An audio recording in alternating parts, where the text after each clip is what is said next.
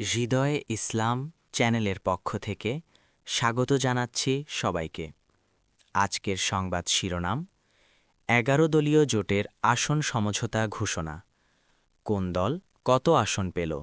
আসন্ন ত্রয়োদশ জাতীয় সংসদ নির্বাচন উপলক্ষে ১১ দলীয় জোটের আসন সমঝোতা ঘোষণা করা হয়েছে।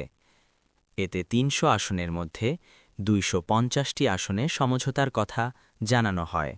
আজ বৃহস্পতিবার রাতে আসন সমঝোতা ঘোষণা করেন জামায়াতের নায়েবে আমির ডাক্তার আবদুল্লাহ মোহাম্মদ তাহের। তিনি বলেন, আসন সমঝোতায় জামায়াত ১৭৯টি, এনসিপি ৩০টি, বাংলাদেশ খেলাফত মজলিস ২০টি, খেলাফত মজলিস ১০টি, এলডিপি ৭টি, এবি পার্টি ৩টি, বিডিপি ২টি ও নেজামে ইসলাম ২টি আসনে নির্বাচন করবে। আর ইসলামী আন্দোলন বাংলাদেশ, জাগপা ও খেলাফত আন্দোলনের আসনের বিষয়টি এখনও নির্ধারণ করা যায়নি বলে জানান জামায়াতের নায়েবে আমির। সেই সাথে শেষ হচ্ছে আজকের সংবাদ। ধন্যবাদ।